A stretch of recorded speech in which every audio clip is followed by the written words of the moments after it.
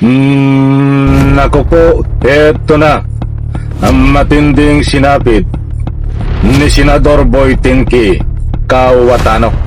Nakatakda na ho, hindi na pinakawalan. Alright, welcome back to my YouTube channel. I'm Andy's Vlog. Mga kaibigan, mainit-init pa. Latest update tungkol dito kay Boy Tinky Kawatano. Kilala nyo ito. Itong magkapatid, isang Boy Tinky at yung isa ay Queen of Drama. But dito muna tayo kay Boy Tinky sapagkat mga kaibigan, na-corner na ho, nakatakda na at hindi na ho pinakawalan. Kaibigan, palambing ako isang like, isang share sa video na ito. Kung nagustuhan nyo po, please subscribe my YouTube channel. Eto, ibabagi ko po sa inyo mga mahal, kung taga-subaybay, ang matinding sinapit nitong si Boy Tinky Kawatano. Sapagkat kung nakasubaybay po kayo sa kanya, sa galaw ni Boy Tinky, aba, ay ilang araw din po itong nawala. Mga kaibigan, ilang araw din po ang absent diyan ho sa impeachment trial. Ginaya itong si Senadora Legarda. Bakit ganyan ngayon? Gusto nyong maging senador? Ba't iba naman ang ginagawa nyo? Pagnanagaw ng pera ng tambayan. Instead, salip, gumawa kayo ng batas, ay kayo naman ang bumubutas sa batas. Bueno mga kaibigan, para sa complete details ito, ibabahagi ko po sa inyo. Shoutout po sa lahat. Wag na wag po nyong kaligtaan panoorin itong video na ito, dahil laman po nito ang tunay ng kalagayan ngayon ni Boy Tinky Kawatano. Sapagkat mga kaibigan, bago ko ibahagi sa inyo ang video na ito, muli kong inuulit, Senador Boy Tinky Kawatano nakatakda na corner na ho, hindi na pinakawalan mga kaibigan. Ito ho, nako, buhat sa agenda, ay nako, bird na naman, ano, sayang kasi bird na naman. Ito i-play ko, ito Nakatakdang magsagawa ng isang fact-finding investigation. ito, Nakatakdang magsagawa ng isang fact-finding investigation ang Office of the Ombudsman sa mga umano'y manomalyang flood control project sa Taguig City. Yan ang kinumpirma ni Ombudsman Jesus Crispino Remulla sa Billionaire News Channel kasunod ng mga investigasyon ng opisina ni Senator Panfilo Lacson. Kabilang daw sa mga posibleng imbestigahan ang sinasabing illegal reclamation activities sa baluarte ng mga Cayetano. Narito ang exclusive agenda report ni Joas Malipad. mga kaibigan, pasensya na po kasi against the light. Puting-puti. Kaya di bali meron lang pong audio. Hindi po ito fake news dahil buhat po sa Billionaire News. Pakinggan po natin ito. Salamat po. Ito ang itsura ng Laguna Lakeshore area sa C6 portion ng Taguig City noong 2018. Ito noong 2020, 2022 at 2025. Base sa satellite imaging, kapansin-pansin ang biglaang paglaki at pagdami ng umano'y reclaimed areas o yung mga lugar na tinambakan ng lupa sa paligid ng lawak. Ang coordinates ng mga ito suwak sa mga flood control projects sa lugar base sa DPWH documents na nakuha ng Billionaire News Channel.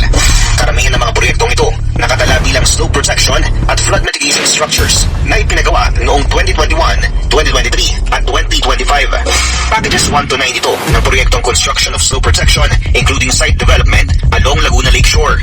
Ang halaga ng bawat package naglalaro sa 91.4 to 91.6 million pesos each para sa packages 1 to 5, 71.7 million pesos each para sa packages 6 to 8 at 94.5 million pesos naman para sa package 9. Pero nang personal na puntahan ng Billionaire News Channel ang project sites, Nako, million mga kaibigan, Nandiyan naman laman ang balita mga kaibigan.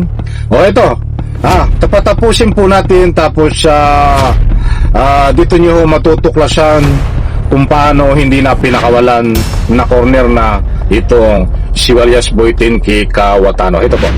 ito ang tumambad sa amin. Dito sa kinatatayo tinatayuan ko ngayon, kung makikita niyo ito, itong malawak na lupain na ito ay parte ng di umano ay illegally reclaimed areas sa C6 portion ng Laguna Lakeshore area dito sa may Taguig City.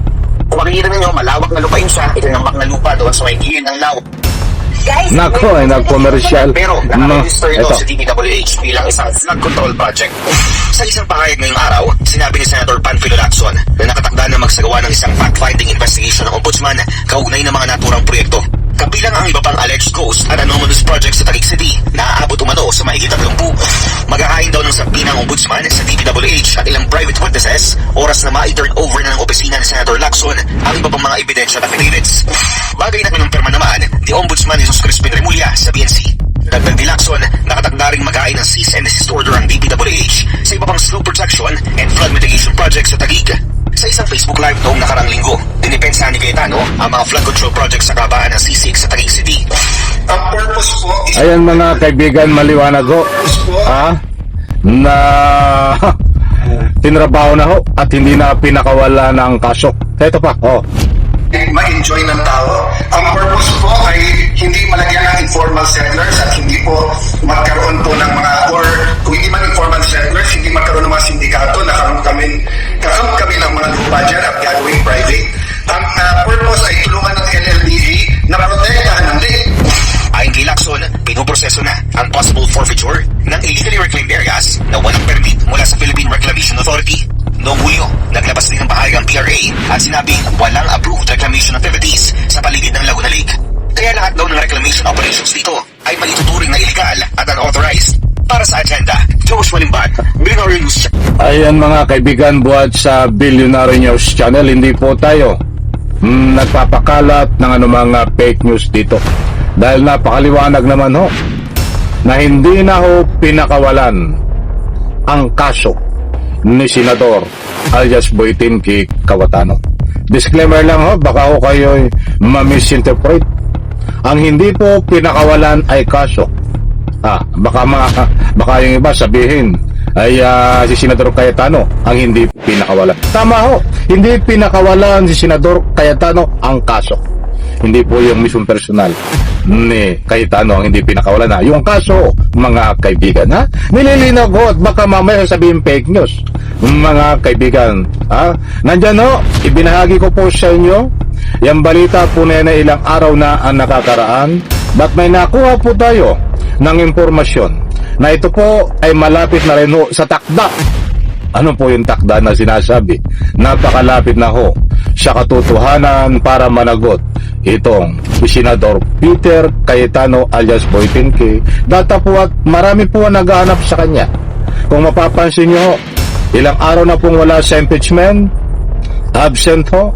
Ito ba ay tuluyan na ding gumagawa ng paraan para makapagtago?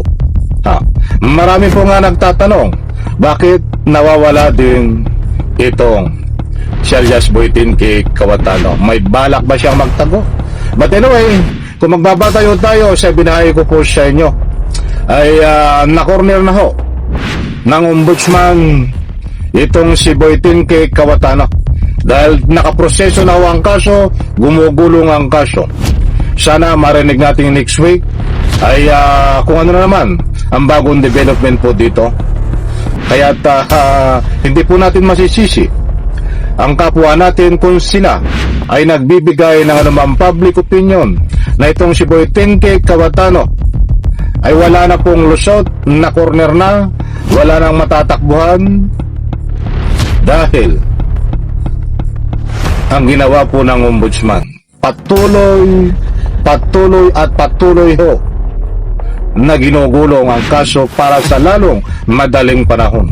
Ito ay dumating sa punto na tinatawag na pagsampa sa korte at tinatawag na resolusyon din.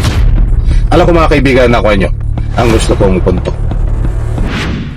Sa next vlog po natin, talakayan natin ang panibagong development ho dito sa kaso ni alias Boytin K. Cayetano. Maliwanag ho, lahat ho ng matitibay na ebidensya ay naisubmit na ho ng ombudsman dahil hindi na ho pinakawalan ni Senador Pin Lacson ang hawak niya na matibay na ebidensya laban ho kay Senador Boytinki Kawatano. Marami ang hindi pinakawalan ng ebidensya, hindi pinakawalan ng kaso. Talagang corner na ito. Wala nang malulusutan. Ang hihintay na lang po natin dito ay ang pagkulong sa kanya at pag-aresto. Isang like, isang share sa video na ito. Salamat po.